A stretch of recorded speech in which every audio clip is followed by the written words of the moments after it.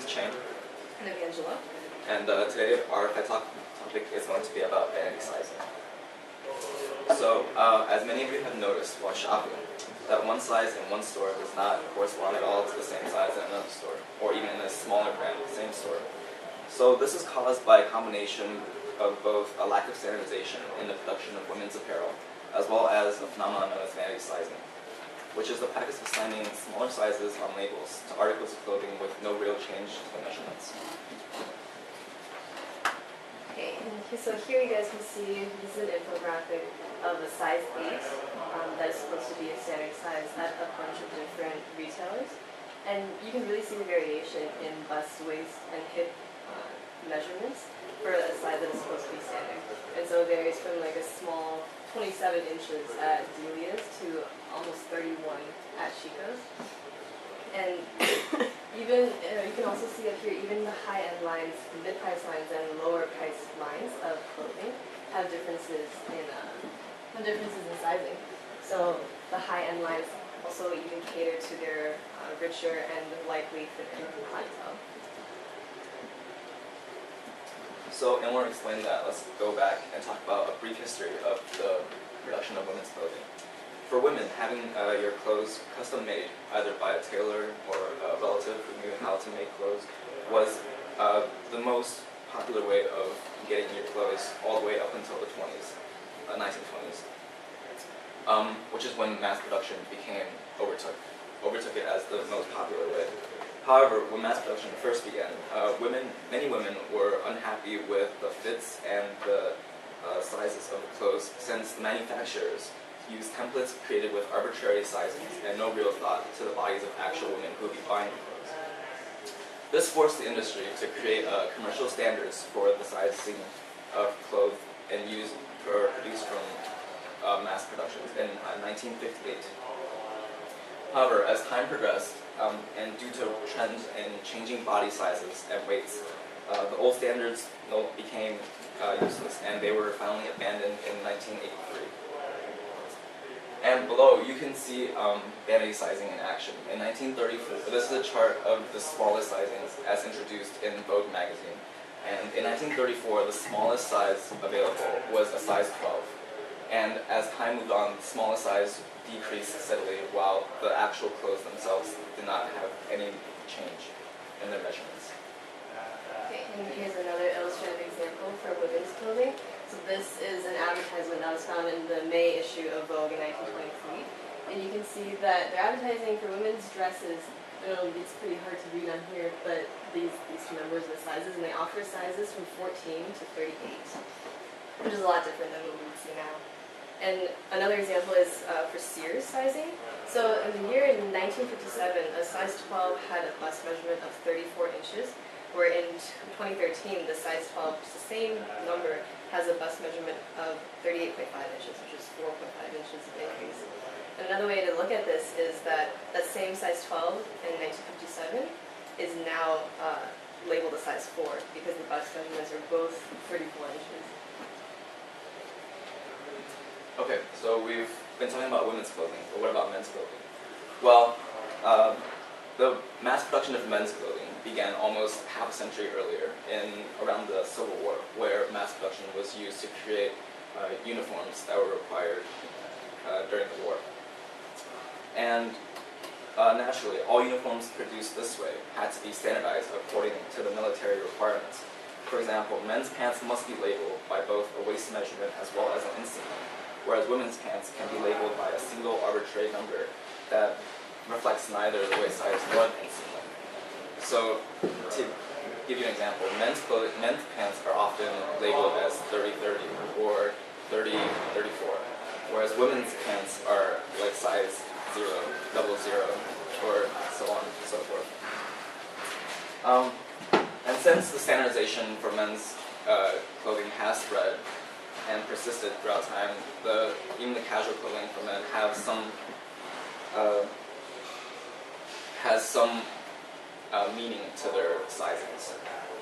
However, recent investigations have revealed that even though the men's pants are labeled with actual measurements, it does not accurately reflect the sizes of the pants themselves. And for here, you can see that it showed in the 7 different pants manufacturers that an actual size 36 pair of pants had waist sizes ranging from as low as 37 to all the way to 41 inches.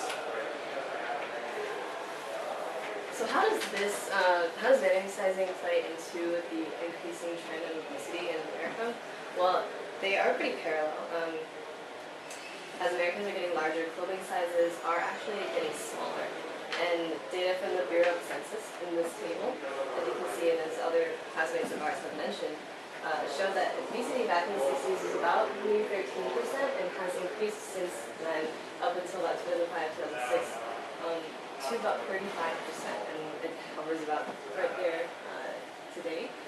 And the trend of overweight has been pretty consistent, but this is the most concerning trend that we see.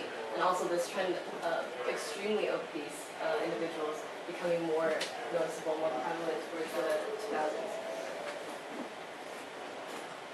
And so why does vanity sizing occur?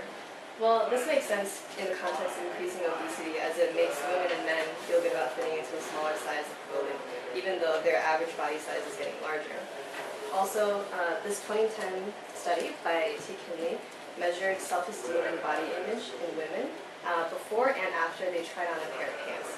So what Kinley did in this study is she divided a group of women into 2 separate groups and had one group try on a pair of pants that ran small, quote unquote, and another group try on a pair of pants that ran large, quote unquote, when really they were the same size of pants, and the same brand of pants. And so she measured self-esteem and body image with a reproducible inventory, which is a questionnaire that was developed for this type of thing. And what she showed was an increase in self-esteem and more positive body image when women achieved fit in the pants that ran small, or were their expected size versus pants that ran large. And so what this shows is that the market that sells clothing is simultaneously producing and also taking advantage of this desire in women to fit into smaller clothing that are even though they're arbitrarily labeled. So why is it problematic, besides the fact that I just presented?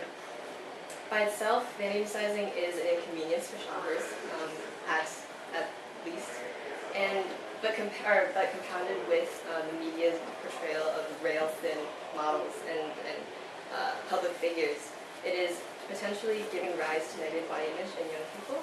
And so you see here, there's a picture of Nicole Richie and another model, or a model from the Milan Fashion Week, and they're both clearly very underweight.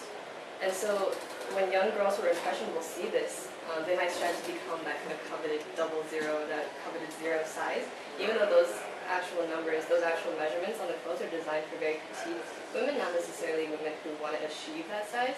And so just for reference, the 00 to 0 waist size is about 23 to 25 inches, which is about the circumference of a soccer ball. And so this could lead to a development of eating disorders and maybe even exacerbation of currently existing eating disorders. And on another note, vanity sizing may make it more difficult to convince someone who is overweight or obese when the size of their clothing remains the same or is even getting smaller. So for example, many people have used Marilyn Monroe's size 12 as representative of an average woman, but in reality, size 12 in the 1950s can't actually be compared to a size 12 today. And in fact, Marilyn Monroe was only 117 pounds, and with a 34-inch bust and a 22-inch waist. So I guess in addressing the issue of vanity sizing, first, to address the inconvenience to shoppers, people have developed body scanners, such as the one you see here from a company called My Best Fit, that uses the low-power radio waves that records about 200,000 body measurements, as they quote, and then it matches them with clothes and brands in its database that helps them be more efficient in their shopping. However, and to address the more social issues, people have advocated for a more honest and more standardized sizing system that takes into account both shapes and as well as sizes. However, although the industry have been resistant to these efforts, we ultimately believe that change is needed in order to foster a more positive body image and to help people understand what a true healthy body size in order to combat the obesity epidemic. Thanks.